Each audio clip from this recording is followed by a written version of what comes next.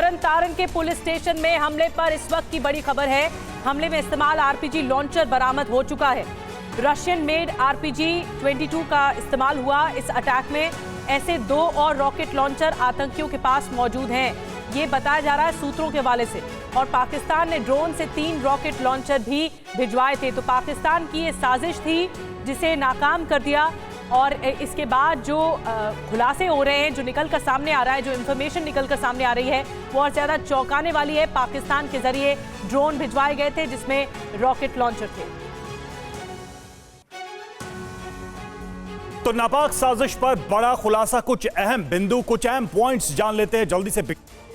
ये तो तरन तारण हमले में इस्तेमाल लॉन्चर दरअसल रूस का था और यह लॉन्चर बरामद कर लिया गया है और इसके बारे में नई नई जानकारियां निकल के सामने आ रही हैं। रशियन मेड आरपीजी 22 का इसमें इस्तेमाल किया जा रहा है। चूना लगाने वाली कंपनी के आईपीओ में निवेश करके पैसे के नुकसान से आप डर रहे हैं? बेस्ट आईपीओ निवेश करना चाहते हैं?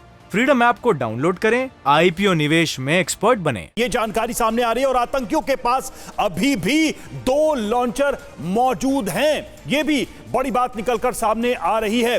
ड्रोन के जरिए 3 आरपीजी लॉन्चर भेजे गए थे, इनका इस्तेमाल आतंकी करने वाले थे, लेकिन उसके पहले इसको बरामद किया गया। हमले में केएलएफ आतंकी लखबीर सिंह का हाथ बताया जा रहा है, लखबीर सिंह का भी नाम सामने आ रहा है। और आईएसआई के इशारे पर सरहली हमले की प्लानिंग की गई थी, सरहली हमले की ये पूरी की पूरी प्लानिंग की गई थी और लखबीर सिंह ने स्लीपर सेल का नया नेटवर्क तैयार किया है। मोहित मल्होत्रा हमारे साथ, हमारे संवाददाता जुड़े हुए, सीधे चलेंगे उनके पास।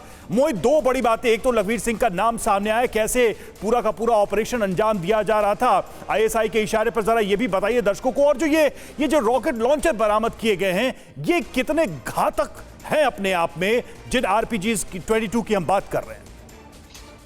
देखिए, पंजाब पुलिस और एनआईए की जांच में ये बात सामने साफ हो चुकी है कि ये जो आरपीजी फायर किया गया था, ये जो थाने के नजदीक सांझ केंद्र था उसको उड़ाने के लिए नहीं, बल्कि थाने की बिल्डिंग को उड़ाने के लिए फायर किया गया था। लेकिन निशाना चूका और दीवार गेट से टकराकर जो सांझ केंद्र होता है जहां पर पब्लिक अपने काम करवाने के लिए आती है, पुलिस थानों के पुलिस महकमे से जुड़े, उसकी दीवार को इस आरपीजी ने हिट किया और इसमें ब्लास्ट नहीं हुआ, नहीं तो वो बिल्डिंग उड़ सकती थी। और साथ ही ये भी जानकारी मिली है कि 3 इसी तरह के आरपीजी रॉकेट लॉन्चर पाकिस्तान के द्वारा ड्रोन के माध्यम से भेजे गए हैं, जिनमें से अभी एक का इस्तेमाल किया गया है। तो बाकी 2 रॉकेट लॉन्चर की तलाश की जा रही है। एनआईए की टीम पंजाब पुलिस के साथ कोऑर्डिनेट कर रही है और कनाडा और पाकिस्तान में जो खालिस्तान समर्थक आतंकी बैठे हैं, उन्होंने पूरी साजिश रची है। आतंक का नया नेटवर्क पंजाब के तरन तारण जिले में, जो कि बिल्कुल पाकिस्तान की सीमा से सटा हुआ इलाका है, वहां पर तैयार किया है। मोहित, आप बहुत इंपॉर्टेंट इंफॉर्मेशन दे रहे हैं इस वक्त, लेकिन इसमें बताया जा रहा है आतंकी संगठन केएलएफ का हाथ है, इसके आतंकी इन्वॉल्व थे इस अटैक के पीछे। फिलहाल शुक्रिया मोहित आपका जानकारी देने के लिए। एक और बड़ी खबर इस बीच आपको बता दें, 9 मई को पंजाब के मोहाली में पंजाब पुलिस इंटेलिजेंस हेडक्वार्टर पर हमला हुआ था, आपको याद होगा। जैसा ही आरपीजी फायर तरन तारण के सरहाली पुलिस स्टेशन पर भी फायर किया गया। ये आरपीजी भी मोहाली की ही तरह रशियन मेड था, जिसे अब बरामद कर लिया गया है। सूत्रों के हवाले से खुलासा ये भी हुआ है कि ऐसे 2 और रॉकेट लॉन्चर अभी आतंकियों के पास हो सकते हैं, लेकिन अभी कोई गिरफ्तारी नहीं हो पाई है। इस पूरे अटैक के पीछे कौन था, किसकी साजिश थी, कितने आरपीजी अब तक हैं आतंकियों के पास, ये अब तक कुछ नहीं जानकारी मिल पाई है। लेकिन सूत्र ये भी बता रहे हैं, ये खुलासा हुआ है कि पाकिस्तान ने 3 रॉकेट लॉन्चर ड्रोन के जरिए भेजे, भारतीय सीमा पर, भारतीय बॉर्डर में भेजे थे, जो अब आतंकियों के पास वो मौजूद हैं रॉकेट लॉन्चर। जी हां, तो तरन तारण में आरपीजी अटैक, मोहाली में आरपीजी अटैक हुआ है और इसको लेकर नई नई बातें सामने आ रही हैं। सरहली में थाने पर 10 दिसंबर को यह हमला हुआ था। जल्दी से हम बिग वॉल के जरिए आपको बता रहे हैं क्या बड़े बिंदु। तरन तारण में आरपीजी अटैक, सरहली में थाने पर 10 दिसंबर को यह हमला हुआ था। और मोहाली की बात करें, मोहाली में आरपीजी अटैक खुफिया हेडक्वार्टर पर 9 मई 2022 को हमला हुआ था। ये बड़ी बातें और इन दोनों बिंदुओं के जरिए आप समझ सकते हैं कि प्लानिंग किस तरह की थी।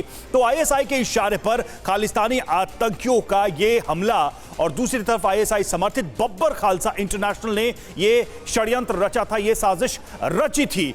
आगे हम नाम का जिक्र करें, जिन नामों की बात की जा रही है, तो हरविंदर सिंह उर्फ रिंदा के पैतृक गांव में यह हमला हुआ था। हरविंदर सिंह उर्फ रिंदा ने ही दी थी हमले की जिम्मेदारी ली थी, इसके निर्देश दिए थे। 2 अज्ञात युवकों पर हमले का शक है और हरियाणा के गैंगस्टर दीपक सुरखपुर ने यह हमला किया था। यह भी बड़ी बातें निकलकर सामने आई। हमले में कोई हताहत नहीं हुआ, यह एक अच्छी बात रही। हमले में कोई हताहत नहीं हुआ। यहां भी यानी मोहाली में भी इस तरह की जो प्लानिंग थी वो कामयाब नहीं हो पाई थी।